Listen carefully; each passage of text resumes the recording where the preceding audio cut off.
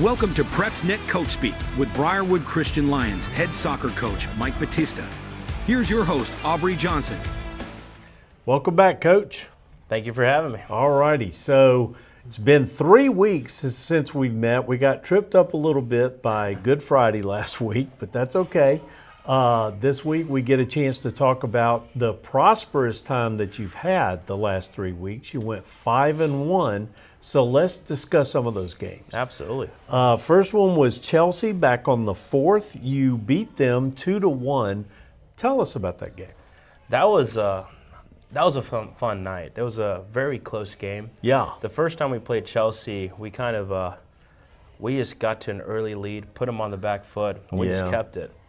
Chelsea, since then, has regrouped, played very well through the area. Yes, they have. And then it made it to where that game was extremely important for both sides of how things were going to go. Wow. If we won that game, that solidified us getting in the playoffs. Right. So that was kind of what I was telling the guys, like, we got to win tonight because with we were 3-0 at that point. Yeah. You need the fourth one. Yeah. Like, the fourth one is the vital one to get it through. Then if it's 3, like, it's just a toss-up. Right. Which, as the season panned out for, like, Pelham and Chelsea, we'll talk about that later, kind of looked like. But for us that night, we came out playing at Chelsea is difficult. They're just set up and their fans and everything. Yeah. It's an environment that's fun, but I'd much rather be at home, right? Yeah, for sure. But when we got there, I mean, it was close. It was a wear and tear. I told the boys through the game, like, this is a war of attrition. Right. Like, we just got to do the best we can. They're matching us in tempo. They're matching us in intensity. Yeah. Lee Miller had some wing play that defensively was very, very well done. Beautiful ball. And so kind of put us to where we had to figure some things out. Right. But again, war of attrition. Let's just keep going. Let's keep subbing guys, keep fresh legs. And as the game wore on, it kind of opened up as it got to the later stages. Yeah. And we, I guess would say, survived 2-1 towards the end. Good. My boys played their hearts out, and we earned that win. Good. That was a fun night. Good deal. So then on the 8th, 4 days later, you played another area game against Spain Park, who's down a little bit this year. But man, if you look at their schedule, it's been a brutal schedule for them. You beat them 4-1. Tell us about that one. Spain Park, they have had just a unfortunate series of how the season has progressed. They have a quality team, quality coach, but sometimes, like, some losses are just really hard to kind of, like, bounce back from. And I think, like, with them going to 2 PK shootouts and getting to where they're losing the area at this point, mentally it's hard. Okay. For us, I didn't want to fight complacency. We got that 4th win with Chelsea. I was like, well, let's get another one. Yeah. If we win this one, we're for sure the first seed in this area. Right. Which, when it comes to playoffs, is vital. Getting to where you have home field advantage and all sorts of stuff. And so for us, when we prepared for Spain Park, it was that same mentality. Like, we got to win this too. Yeah. So traveling there, it's just it's hard, especially with those close losses for them. Yeah. We were flying high. They're flying just as best as they can. Right. And I think they'll regroup. I think with this up next year coming up, like Spain Park, they're going to be fine. But we just pounced as fast as we could, as much as we could. And that pulled out to where we had a really solid night that night for us. Good deal. So then on the 10th, you played Montgomery Academy, tight game, 1-0 win. Then you followed that up 5 days later against John Carroll. You won that one 3-0. And then came Oak Mountain. Oak Mountain, you lost 7-1 just a couple of days ago. And I want you to tell us about that one because I'm sure you learned a lot from that game. Oh, man. Anytime, I think they say, right, like, you learn so much more from a loss than you do from a win. You do, yeah. And the backtrack a little, we had secured the area with the win against Pelham, right? Right. That was a highly emotional night with how the area ended. Pelham has kicked us out of the playoffs the last 2 years. And so, again, I don't want to play any of these area teams in the playoffs because they're so good. And so that was just a night. And then getting ready for Oak Mountain, #1 team in the nation. DiPiazza has those guys rolling. Yeah, he does. And for us to prepare, like, how do we approach the juggernaut? Yes. Right? How do we prepare mentally? How do we get ready for this game? And I told them, like, people have asked me, like, do you want to play more defensive to kind of keep it close? And I was like, this is a game. They're 7A. We have nothing to lose here. Yeah.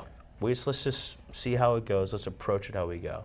Sure. But that's the first time really all year that we were put on the back foot early. Yeah. Giving up 2 early goals, quality early goals. I mean, they worked and they did their thing. That it started to form cracks for us. Yeah. We made some pretty critical defensive mistakes that are uncanny for my back four. Right. They're usually just, all season they've been solid. They've been have the poise and everything. Right. But Oak Mountain, I mean, the speed that they played with, we tried to match with them. We lost footing, and they just kept pouncing. Yeah. So, I mean, quality program, the way they played, yeah. I mean, that's how you want to win state championships. Well, you got to give it to them. Absolutely. Hats they're off number there. one for a reason. And so looking back through the film, that night was a hard night. Yeah. I mean, it was an embarrassment, and we'll accept that. Yeah. Like, it was an embarrassing night for us. We felt like we had a chance. My seniors, I know, are hurting the most, for sure. Just with how much pressure was going into that game. Yeah. They have a crazy win streak, right, in the 50s. Yes. It's like, is it going to be us? Is it going to be us? Yeah. But it wasn't. And whoever it may be, that team, I don't think it's going to happen this year. I think Oak Mountain, they're geared up. Yeah. And if they played like they played against us, I can't see a team having the pace to handle that. High school boys, consistency, where do we find that? Like, that's kind of like a great question when it comes to coaching. Yeah. For us, though, I think the lessons show that we need to really gather together. Right. What Oak Mountain was really effective at was creating moments of isolation for the guys, as far as one-on-ones. Yeah. And or even forming overlaps to where now we have one guy versus two. Right. And we just had a hard time managing that kind of pressure. Sure. Now, will other teams be able to emulate that? I sure hope not. But I think for us, moving forward, if we band together, if we hold together and encourage each other, and I mean, what's happened. Let's put that behind us. Right. Let's use that as fuel and walk a little more humbly about things. Sure. We're going to be just fine. Okay. So I'm looking forward to tonight. I'm looking forward to the next challenge. Yeah. And hopefully just a chance to be able to wash that kind of night away. It's like, and use it as momentum and fuel. Mm-hmm. Yeah. So you mentioned tonight you've got McAdory in the first round. What do you expect to see from the Yellow Jackets? Coach Ike Ude, who's been there now, his second year, I believe, there. Okay. He's taken over this program, and I've known him for several years now. Right. He does he's actually worked with a couple of my guys with private training through the years. There's a lot of connection between my guys and Ike. He is an incredible human. Yeah. He loves his boys well. He has a heart for investing into young men through the sport. And so now what he does in McAdory, I mean, they have an incredible record. They're able to just keep mounting wins, and it just shows they're doing something right. Right. And going into second in their area with Helena's a great side too. So playoff 6A, I think it's just a gauntlet. Yeah. Any team, any night can It win. is. For sure. As far as what Ike does in the Yellow Jackets, they have 2 or 3 just absolute quality guys. Yeah. Great support cast to allow for space and movement, and they score a lot of goals. So I think for us moving ahead, can we minimize the amount of attacking threat? Right. Can we play fast? Can we play with intensity? Right. And I think if we do that, we have a really good chance to really coming out on top. Okay. But I mean, again, what Coach Ike does there, he's definitely got some good things happening. Good stuff. Yeah. Gotcha. So if you make it past them, who do you know what's next for the second round? It looks like it'll be either between Helena and Chelsea. Chelsea got through due to a very dramatic ending for our area of 8. Right. And Chelsea's hungry. There's like a little bit of life to them now. Like, we got a second chance to kind of get through. Correct. And they get to go against the first seed over at the other area, which is Helena. Okay. Helena's had a good year. They they used to be in our area last year, and they were always like, that was a physical game. Yeah. They play fast as well. And so That matchup is going to be intriguing to see Yes, how it will. Chelsea and Helena they're going to duke it out. Right. Let's see who comes out on top. Okay. And whichever that'll wins that will play the winner of our game tonight. Right. And when is that second round? that second round? Yeah, it'll probably be next Tuesday. Next Tuesday. Next Okay. Tuesday. They usually we figure that out within 24 hours of tonight. Right. So whoever wins, they set up, and then from there you either travel or you host, depending on the seating side of stuff. Sure. And you go from there. But I think our area was that tough and that good. Yeah. So it really was. I don't know who's going to end up winning.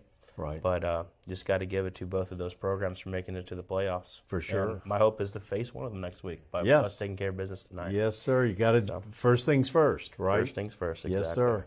So, what players are playing really well for you right now? I think if I forget about the Oak Mountain game, right? Like We'll take that out. The Oak Mountain game, I don't particularly any of us really played too terribly well, but Right. Highlights over the win spree that we had coming in through April. Right. Sawyer Felton has been playing like just beautifully. Nice. The way that guy moves to the field, he was on our last show. Yes, he was. The way he moves to the field is just dangerous. Yeah. And that's kind of what you feel. He gets the ball, starts dribbling, Yeah. or makes these like really nice deep runs.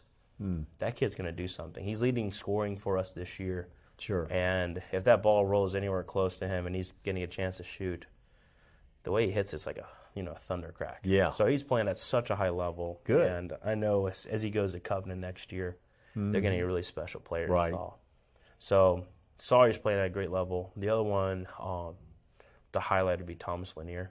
Okay. Thomas Lanier, he's number 16. He plays left wing from me. Okay. But his goal contribution is through the roof. Nice. He either scores or makes the assist to Saul. Like it's just he's just been, there was one game, I guess we did some stats on like 3 or 4 games in a row. 90% of goals were scored through him.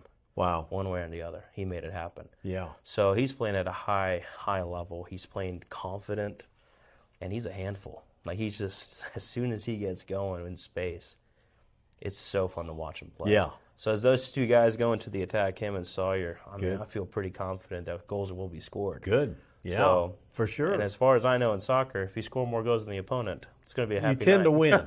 Yeah. So Yeah. I'm trying to keep those guys loose, keep them charging forward, and have the guys to where we're able to rally around them. So Good. really proud of those two guys these last couple weeks. Good deal. So, Coach, that's our show. We appreciate your time, and we really look forward to what happens in the next week or two. Thank you for We'll having me. talk about it in 2 weeks. Thank you for watching. Join us again in a couple of weeks for another Briarwood edition of Coach Speak.